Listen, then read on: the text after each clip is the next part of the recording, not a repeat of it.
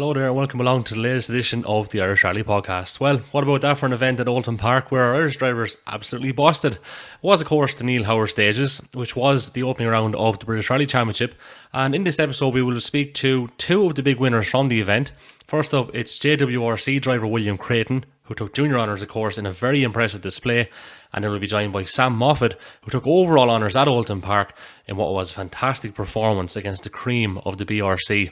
The episode of course is brought to you in association with FAC, the simply automatic choice for automation equipment for gates, doors, barriers and rising bollards, available from your security installer and electrician, and distributed to the trade in Ireland North and South by National Automation, the one-stop distributor for automation equipment, door entry intercom systems, CCTV, intruder and fire alarms, access control and locks. And for more, you can visit nal.ie/products. I'm delighted to be joined on the Irish Rally Podcast by William Creighton, fresh from his success over at Oulton Park, the first round of the British Rally Championship, of course, Neil Howard Stages. And William, first in the Junior BRC, you must be thrilled with that.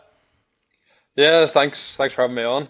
Yeah, it was a good weekend, or I suppose bank holiday Monday. But yeah, brilliant start to the championship. Tricky little rally, but it was nice weather. The track was beautiful, and yeah, no, it was a fun weekend. So getting quick out of the blocks, was it something you kind of planned beforehand that maybe you build up ahead of steam, and then I won't say try and see it out because obviously you have to keep focus on that, but it certainly stood to you. Yeah, no, that was definitely the plan, was to try and get out of the blocks quickly. The events that I've been doing sort of this year, that's what you have to do with those. So I suppose I've learned that there in the JWRC, that you can't get caught sleeping. You have to be on it from the first stage. So yeah, that was definitely the plan, to try and go as fast in the first stage as we would in the last stage, sort of thing. So yeah, that definitely worked our advantage. You're no stranger, of course, to this championship and have competed quite strongly in it over the last couple of years. But you're kind of saying to me off air that it's just something, I suppose, not demeaningful or anything, but you really want to get as much seat time as possible for the JWRC as well. Yeah, the British Championship's a brilliant championship to be a part of. It's mixed surface, and there's a lot of Rally 4 cars there, so it's good practice for the JWRC. We first competed in the BRC in 2017, I think it was, up against Devine, and we just missed out in that. So, it's also a bit of a monkey on my back that I'd really love to have that junior championship. So, yeah, a mix between getting seat time for the JWRC, trying to stay as sharp as possible, but at the same time, I'd love to win that championship. Absolutely. Well, you got off to a great start. Regards the event itself, like the lead up to it and all, what was the few days like beforehand, recce time, etc. Obviously, I would say there was a huge difference between that and what you were looking at in terms of Croatia and Portugal. But yeah, what was that like? What were the similarities? What were the differences? And how did you approach all those?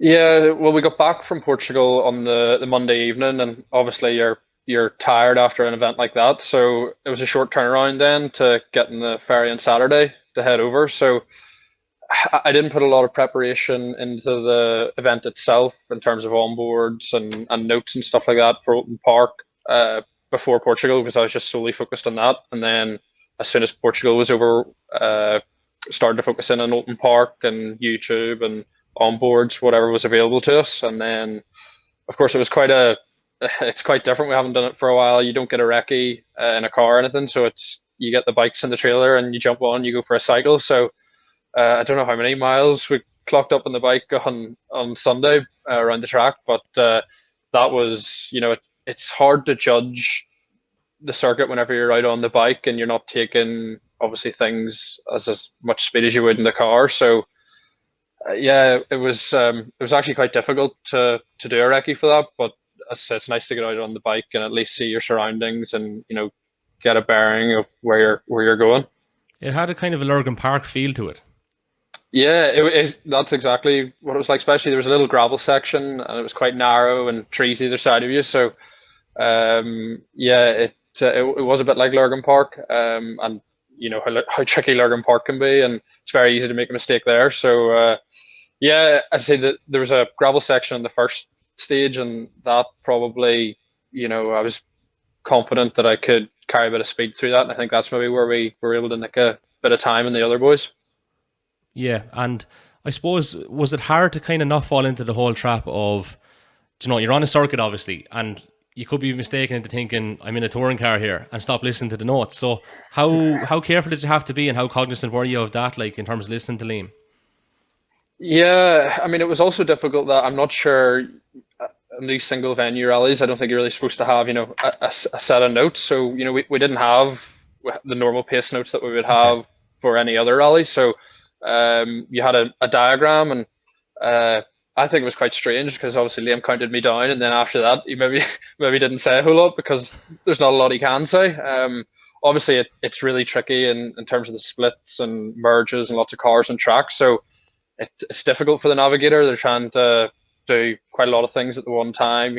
Keep you right where you're meant to be going, but also looking out for other cars and stuff like that. So yeah, Liam did a great job, and it was it's something that we haven't done in a while. But I think Liam and I did the Junior 1000 together, and obviously a lot of those events were single venue, so we had a good bit of experience with that sort of stuff. Just albeit probably not as quick a car. It seemed like for a while there, in some instances anyway, when you're talking about splits and stuff, it was like a lad pulling out of a junction. You're nearly having looking, is Ratton coming that way, sort of thing. Yeah, In some parts of it, like that's how it seemed anyway.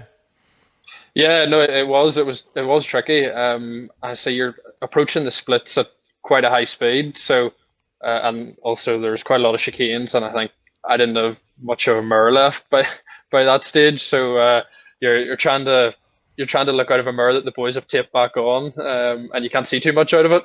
But yeah, thankfully we stayed out of trouble in terms of that, and yeah, it's the nature of those rallies, and you know I think quite a lot of people, including myself, we get stuck in a bit of traffic and things like that. But I think everybody has a bit of that, so there's no point getting frustrated about it. You just got to deal with it, and hopefully it doesn't, hold you up too much. And yeah, it's just the nature of those rallies. Yeah, same for everyone basically. That you can't really say a whole lot about, kind of a thing. Like, Yeah, but I suppose it maybe affects more people, worse than others. But all in all, I think it's the same for everybody. was there any moment of confusion when you're going through those splits on the route? Like, Yeah, like it's in a couple of stages there was actually two splits. So and you went left three times at one split and maybe went left two times at the other split. So yeah, and especially if you're in behind another competitor and he's on a different lap to you and he goes one way, it's easy just to follow him. So you gotta be switched on and just sort of stick to what you're doing and remember what lap you're on and all that kind of stuff. But yeah, it's especially whenever you're not used to doing those events, it is really easy to make a mistake. and fall into the trap, as the fella said. Obviously you're now Yeah, leading the championship, and it was an all Irish 1, 2, 3 as well. Obviously because Kyle White and Sean Topping second, and Eamon Kelly and Conor Moore third, which was brilliant for yeah, the MI Rally Academy crew.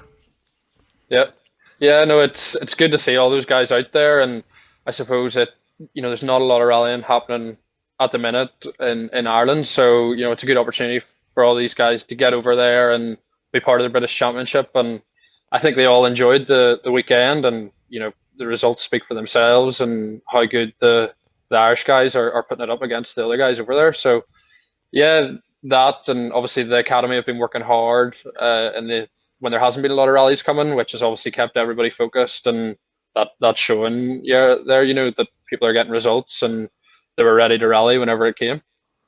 Absolutely. And I suppose when you see so many people coming over from the island of Ireland and doing so well, it does goes to show like we have some of the best out there. And we've often said if we can get the financial backing for everyone, then we could mix it with literally anyone out there.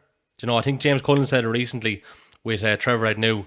If there was a World Cup, we'd be there or thereabouts, kind of a thing. Like we've so many good drivers here. Like, Yeah, for the size of our country, we're definitely punching well above our weight, and I think we do that in loads of different sports, golf, motorbikes, everything. So yeah, but the opportunities that myself and the other guys in the academy are getting, we're so lucky. It's I don't know, this has never happened before, so everybody's taking the opportunities as they come, and it's nice to get results like this to make it all worth it. if I can just go back a little bit, we've briefly mentioned obviously Croatia and Portugal. Portugal being the most recent.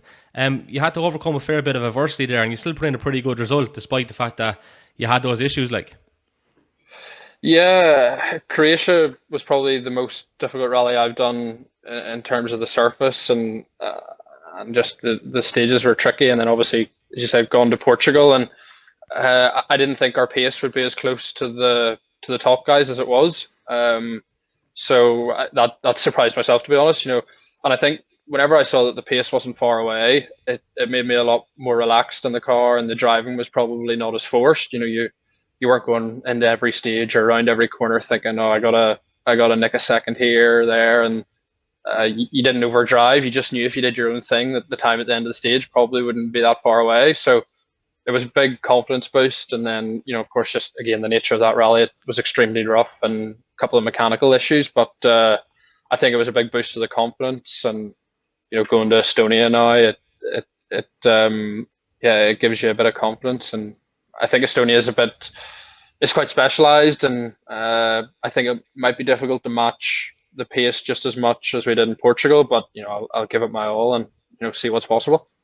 and obviously it is a confidence building thing as well. And what happened on Monday has surely given you that. Portugal led into Oldham Park, and it's all kind of garnering well together and coming together at the right time. And obviously, you've got a few weeks now to try and settle, I suppose, take stock, Yeah. and you needed that as well because it is a busy enough time. Like, Yeah, you know, I'm lucky that coming out of Portugal, I had plenty of seat time. I was at a good pace in Portugal, and then heading into Oldham Park, it all just worked for us. I think the experience that I'm getting in the World Championship is paying off. I think the rally like Oldham Park, we were able to get quite a good lead, the first half of the day, and it's difficult to do that in such short stages that are hard to get a margin on guys. So definitely think that showed there, and yeah, it's nice to have now a couple of weeks to settle and prep for the next couple of rallies.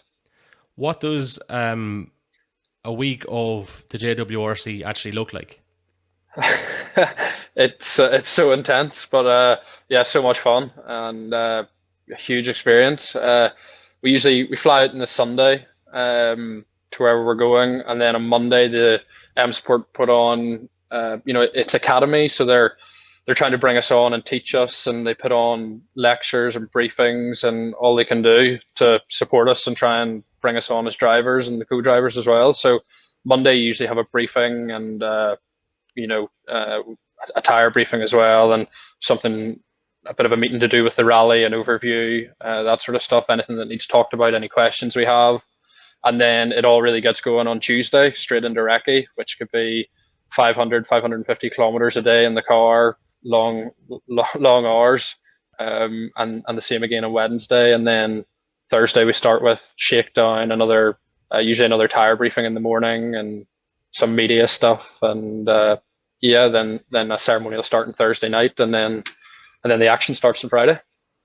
You probably don't even have a second to think. I suppose the week has just gone in a flash. Like, Yeah, it is crazy, to be honest. You don't have much time to yourself, but at the same time it's nice. You try and schedule, get 10 or minutes or 15 minutes each day just to sit down and chill out. But yeah, you don't have a lot of time to to do anything else that isn't related to rallying. But yeah, it's intense, but really good fun, and getting over the finish line on a Sunday makes it all worth it. do you try and stay away? Obviously, you've got someone looking after social media for you, I would say, and all that kind of stuff. But do you try and steer clear of that then in that downtime? Is it important to literally just try and get away from everything, or what are those minutes like? Because there isn't a whole lot of them, but it's important to use them wisely because everything is so, I suppose, tense, and there's a lot going on, and it can be quite tiresome if you're not in the right frame of mind. Yeah, in the downtime, I don't mind, sit on my phone or do some updates on social media. I don't mind doing that. It's really nice that over these weeks, all the Irish guys and these big rallies are getting so much support from everybody back home, especially because, as I said, there's not a lot of rallying happening here, so wherever there is a rally going on, everybody's wanting to know what's happening and how everybody's getting on. Yeah, it's nice to stick some stuff up on social media and let everybody see how we're getting on and what we're up to. So yeah, I don't mind doing that, in the downtime and, talking to some friends and yeah, just chilling out really. So obviously in quick succession, as we've kind of touched on, can't remember if it was on or off air, but we have the Nicky Grist stages in close proximity to Estonia, and it's actually the weekend beforehand. So ideal, I suppose, for you.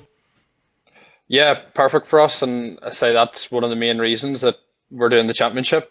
To do a rally like the Nicky Grist offers some amazing stages. So to do that, plus you obviously BRC, we get a recce, make our own notes. There's not really any better preparation heading into Estonia. So it'll make sure we're sharp. And of course, it's not going to be easy to get a result in Nicky Grist. You've seen how tight it was at Open Park there on Monday. So we're going to have to be at our best. And yeah, I'm not going to be going there just to do what's needed to say get a win. I'm going to be going to try and go as fast as I can, really, so that then going into Estonia, I'm at the best that I can be, really.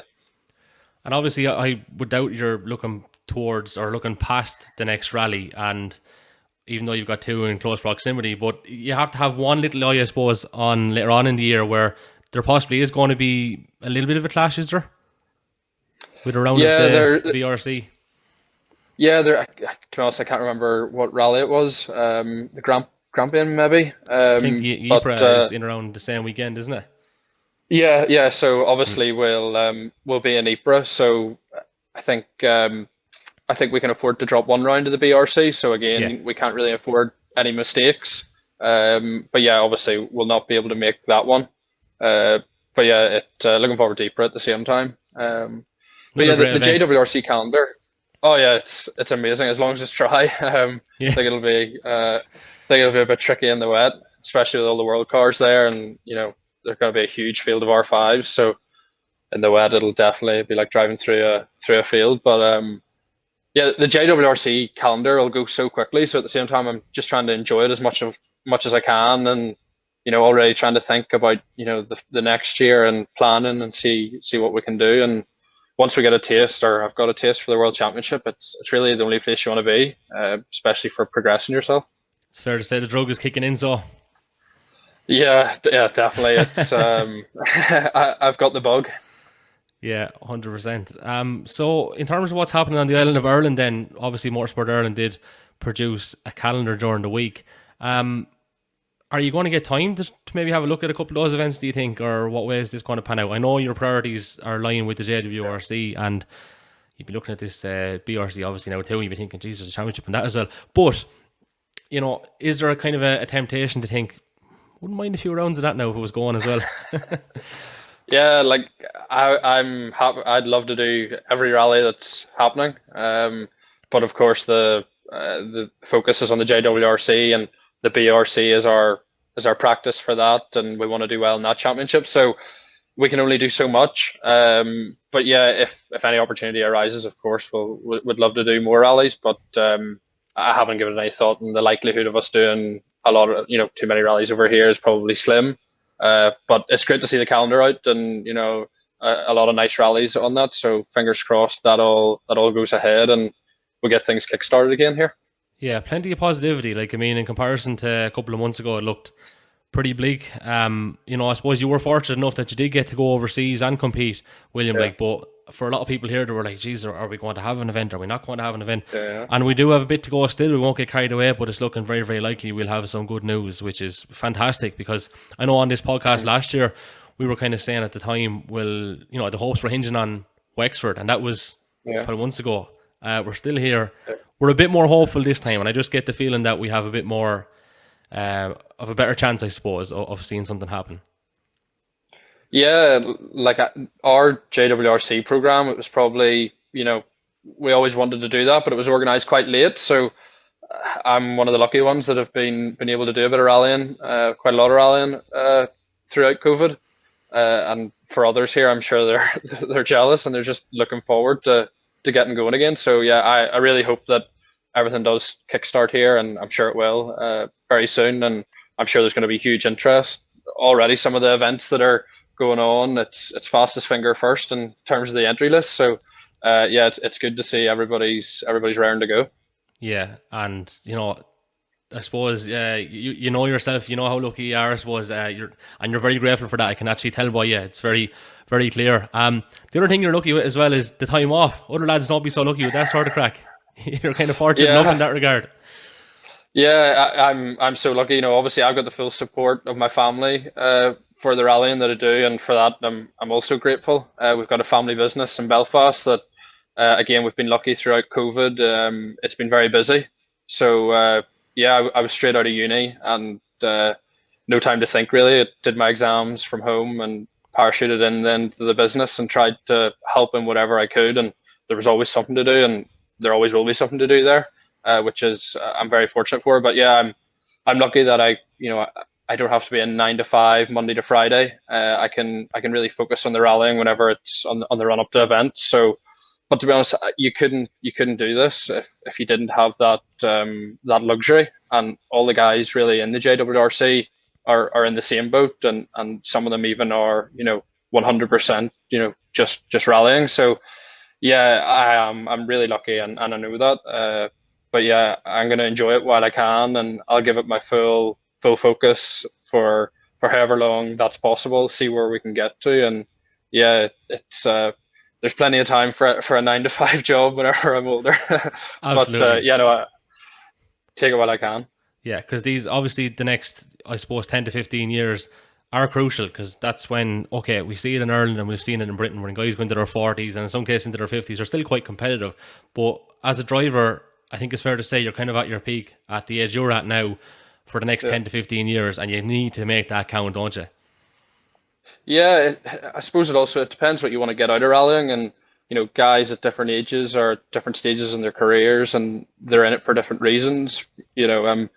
Everything that's going on with the academy now and doing this program, it's fairly serious for us, and I'm giving it my all. And there's later down the line, there's I'll have the opportunity to rally in Ireland, I'm sure, or I hope I do anyway. And yeah, I'm sure 15, 20 years down the line, wherever I am, I'll be doing some form of motorsport, and hopefully it'll be rallying in Ireland.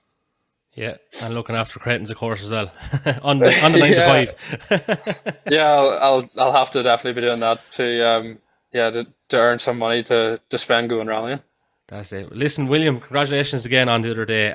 We'll be watching your progress very, very closely here on the Irish Rally podcast. And thanks for coming on the show. It's been a pleasure, all right? Yeah, no, it's great to be on, and hopefully we can have a catch up after the next few rounds. Absolutely. We'll keep in touch. Thanks, William. Cheers, Kevin. Thank you very much. Now, I'm delighted to say I'm joined by Sam Moffett on the Irish Rally podcast. Sam, congratulations on a fantastic victory on Monday. I would say, without any shadow of a doubt, it probably came as a slight bit of a surprise to you, given your reaction. Oh, it definitely did. Now we went there thinking, it'd be great to get in the top three or something, racing the guys in the BRC. It's always fierce competition there. But I suppose, yeah, we were getting on well from the first stage. We were a few seconds off the lead, and we kind of took it more serious. Well, we were obviously taking it serious, but we felt the opportunity that we could push on and maybe even get a podium. And I think we had a good push in the middle stages, and that gave us a great opportunity. And yeah, we got right up to the very front, and thankfully we were fit to race the guys right to the end, and just pipped it no more. Yeah, you didn't leave much room at the end of it, in fairness, but yeah, obviously that made it all the sweeter and probably even more exciting again. Yeah, I don't know, I'm going to get muddled up on stages, but I think stage 6 we were right down to 0-0 with Reese, and stage 7 we took a second or two, and then on the last stage we knew there was nothing in it. It was just flat out, didn't really matter. And he took one back and we won by one, but we weren't sure at the time, who had what and stuff. So yeah, there was a wee bit of an unsure when we came over the line. Did we actually get it? Did we not? And then I couldn't believe it. You had so many names there, and couldn't believe that we'd managed. So the rest of the ERC is not going to be easy. I'm not going to say we're going to be up there for them all, but it certainly has given us a good appetite to push on now. And obviously it was your first event in anger in the new car as well. How long did it take you to settle, and how did you find it in comparison to the previous machinery? Yeah, I suppose I've always been driving Fiesta. A lot of my success, I suppose, just came in Fiestas. And we hired a car from Dommy Buckley, and it was great. We went for a very small test in it, and yeah, I really liked the car. Compared to the old car, it seems to be a little bit more stiffer, which I quite liked. There's good power in it.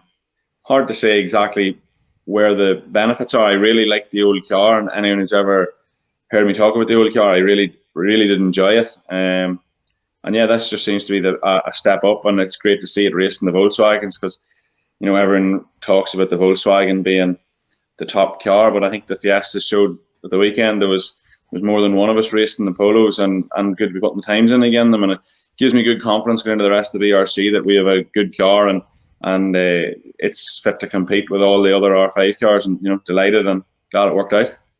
Absolutely. And in terms of the event itself, so I was talking to William Creighton earlier, and I said I had a kind of a feel of Lurgan Park about it slightly, in that he was kind of saying even beforehand you're tipping around on the bike, there was no real recce or anything like that, and in terms of notes you got diagrams or some kind of mad stuff like that.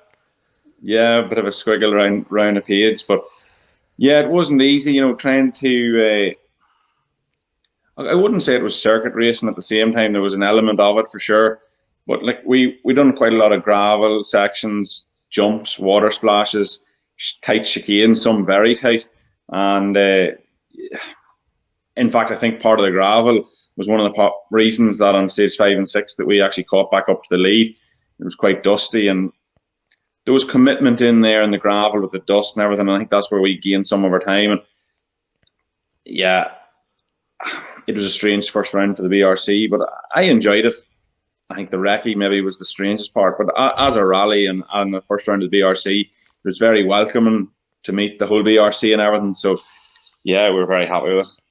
Yeah, and obviously there was great live coverage, which we're all following as well. And just from looking at it, and I was saying this to William as well, that you kind of mentioned it did have a circuit feel to it or whatever. There was a lot of traffic out there at different stages and a couple of tricky intersections. So I won't say it was a cross between touring cars and a few other things, but there was certainly an element to that, and a little bit of madness at times as well. But you had to be very cognizant. I was saying to William, your navigator is probably nearly like a guy that's, you're pulling out the end of a junction and you're trying to see is that coming.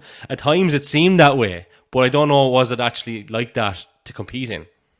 Yeah, there was. Yeah, I suppose when you say it's kind of like, there was kind of like touring car for the weekend. I suppose it was nearly a mixture of touring car, rallycross, and rallying all mixed into one there. But yeah, there was the elements of, because you were going for a second lap the odd time. There was one just making sure that, because you didn't have full notes, that you did go left twice and then right the third time, or whatever way it was. And it can sometimes get confusing because there was more than one split within one stage. So it was going right for the water splash and then keeping left somewhere else. And, yes, it was down to the navigators, and Keith, in fairness, he done an exceptional job again. And yeah, like catching the cars and stuff was definitely tricky. And sometimes you come up to a chicane and it was tighter than it was the previous because someone had hit it, or it was a little bit more open. So yeah. I think it was swings and roundabouts forever. And one time you might have got the advantage of the cone or the bale being moved, and then next time someone else got that advantage back. And we did get caught up like everybody within traffic, whether they were just coming out onto the track or they were on their first lap and they were raising the dust fee. And I know there's a lot of frustration there, but I do believe it was the same for everybody. So in that sense, fair is fair. Yeah, and you probably didn't get caught much of it the last 3 stages, thankfully, where it really mattered and where you really pushed on. And also, I would suggest that perhaps you must have felt a bit more comfortable at that point, that you knew you could push on another little bit of gear, that you got familiar with things like. Yeah, we did get slightly held up. It was no multiple of seconds, but just one person had a bit of a flat wheel. They didn't really hold us up so much, but you had to come off the accelerator, which again is only half a second or whatever. But when we were down, it matters. Yeah, when it was as tight as it was the other day, it matters. Yeah. When it comes down on the very last stage, it was going to take a lot. It was going to take a lot of something to get me to slow down. I'll tell you that much.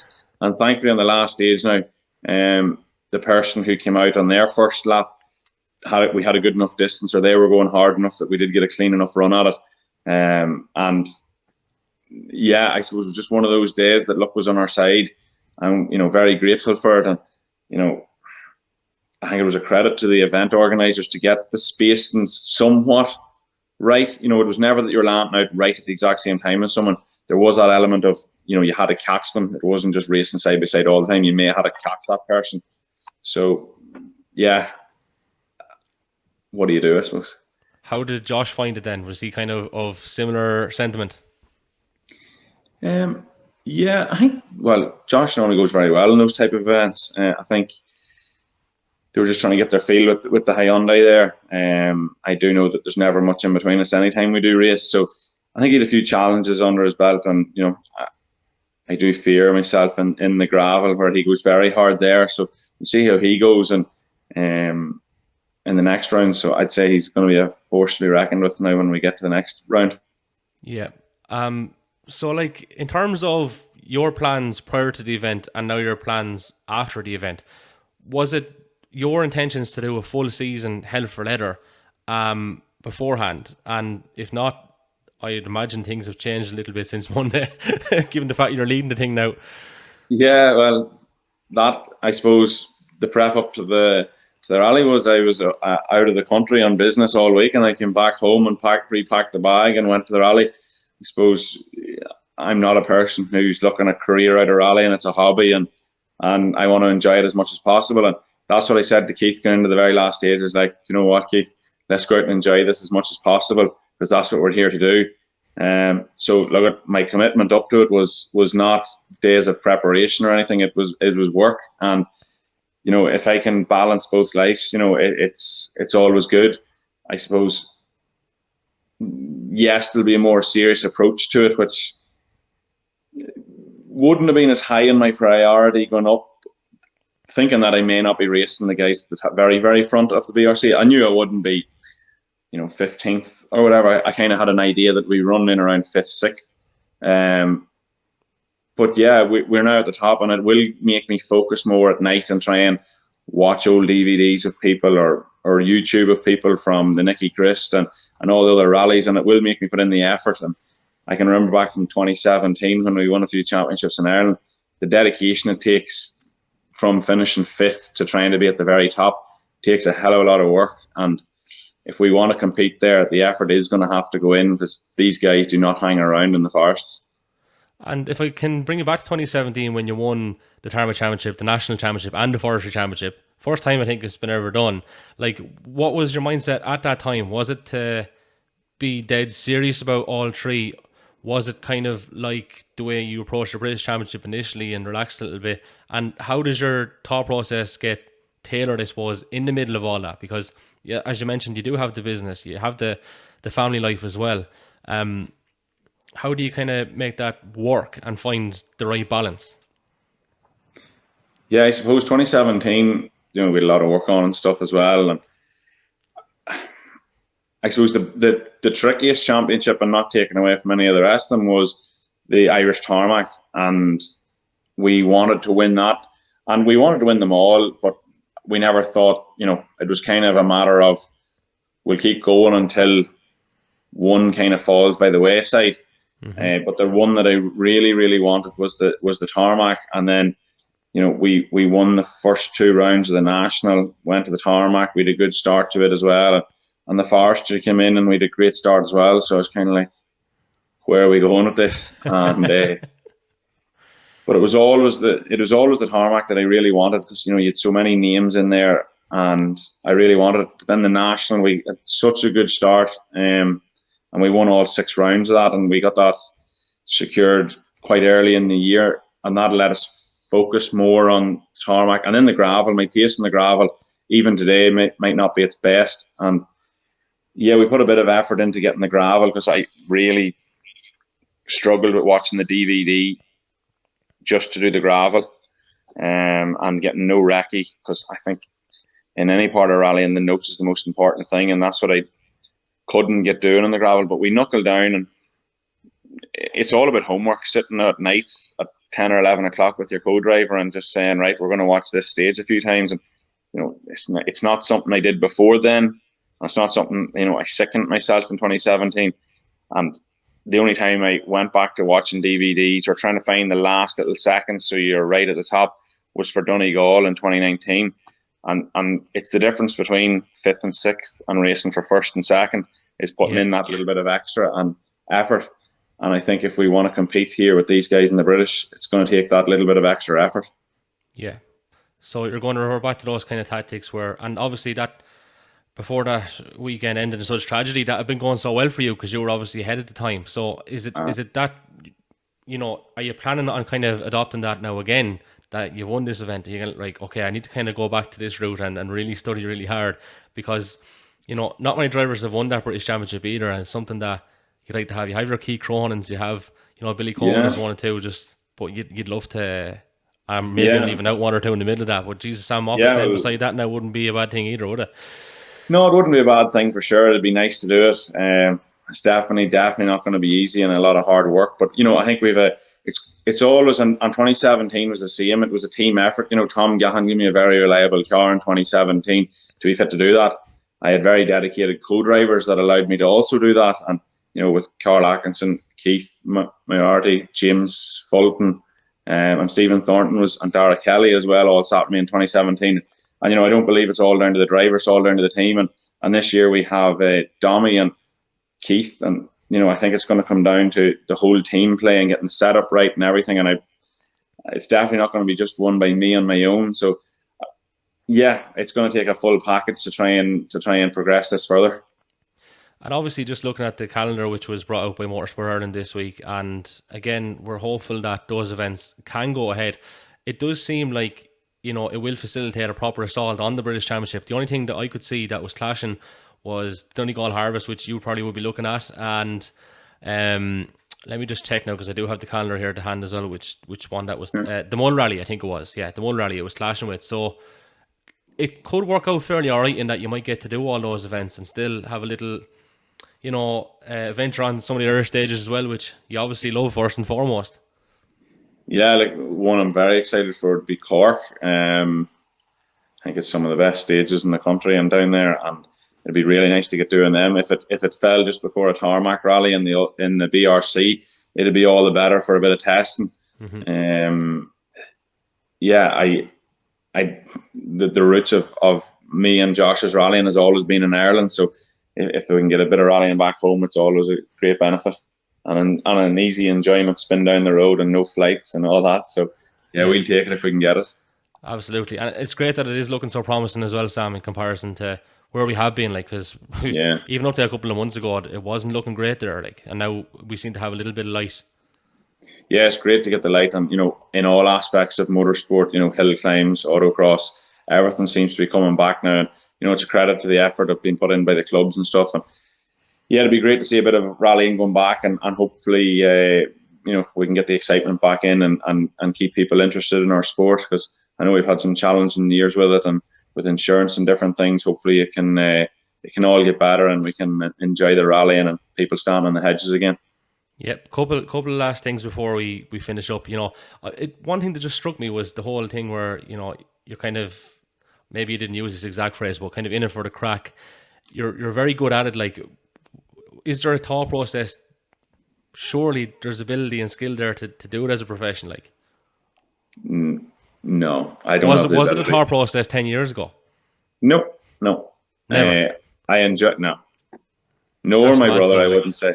I don't think so. I think you need to be 1 in a million, and I think you can be fast at home, but trying to go to, we may have been racing Craig in Ireland, but to go to race him in Finland, sure, he would be hours ahead of us. And you can be specialised or good at home. I don't think it's not a career I actually would be interested in. I think it takes a lot of hard work and dedication, and I enjoy what I do in my work, and I enjoy rallying as a release and a hobby, not as a job as such. And I'm not trying to say that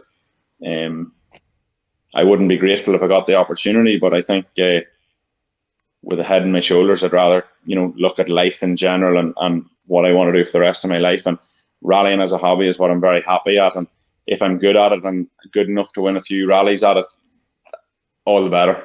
You're happy. And last but not least, a few things happened over the last couple of months. You got married. How is married life treating you? Oh, it seemed to be treating me all right. Now we won the first round of the BRC, so I suppose a few good things came out of it. And she let you go to it as well. Oh yeah. We maybe that's the reason I signed up for the British Championship, to keep the button in. No, it was good. We got married. We had a nice small wedding actually at the house, and we had a great time. We tried to do it numerous times back in 2020, and with COVID and everything fell through first. So we took the plunge, and we had a fantastic day, and here we are, and the ring's on now. So that's me. There's no World Rally Championship now. No, definitely not. Well, you wouldn't know, but it might slip away for one. But we had a great time there, and we'll see how we get on for the rest of the year. And thanks for inviting me on, and I do enjoy watching your podcasts, and looking forward to the rest of them. I don't really want to look back at my own now, but I'll look forward to the rest of them. Well, there's a lot of people that are going to want to look at it. So listen, come here, Sam. I really appreciate the kind words. I really appreciate you coming on. And we'll link up again soon. And best of luck for the rest of the championship. Good to chat to you here on the Irish Rally Podcast. All right. Thanks very much. Thank you. Yes, there you have it, folks. Sam Moffett, and before that, William Creighton. And massive congrats once again to both of them. And I mentioned also for Noel O'Sullivan, who partnered Ocean Price to third overall. And in the top 20, it was 6th place for Desi Henry. Gary McElhenney guided Seb Perez to 10th place, with Josh Moffat and Andy Hayes in 11th. Enda O'Brien was an impressive 14th in his first outing in a Polo R5. That was just ahead of Joe McGonigal and Kieran Gainey in 15th, with James Wilson and Arthur Cairns in 16th. Plenty more Irish crews, of course, were scattered across the final standings, and in all, less than a handful failed to make it home, with Gary Jennings and Rory Kennedy being one of those who have been moving well up onto the last two stages and looked on course to take the national honours before retiring. A big well done also to Derek Tohill, who won round 2 of the British Rallycross Championship after overcoming adversity, of course, during the weekend. And best luck to Callum Devine and James Fulton, who are, of course, in Lithuania this weekend as they continue their preparations for the ERC. Don't forget, of course, you can follow us on Facebook, Instagram and Twitter at Irish Rally Pod if you want to get in touch. Also, you can email us at irishrallypodcast@gmail.com. Don't forget to subscribe and follow on YouTube, Apple, Spotify, or wherever you listen to the episodes. And the episode, of course, is in association with FAC, the simply automatic choice for automation equipment for gates, doors, barriers and rising bollards, available from your security installer and electrician. Distributed to trade in Ireland North and South by National Automation. The one-stop distributor for automation equipment, door entry intercom systems, CCTV, intruder and fire alarms, access control and locks. And for more, of course, you can visit nal.ie/products. We will have a lot more coming your way very soon, and it's great to actually finally do an episode based on ongoing events, which of course is why the podcast was set up initially. We look forward to plenty of those in the future, all going well. But until next time, take care.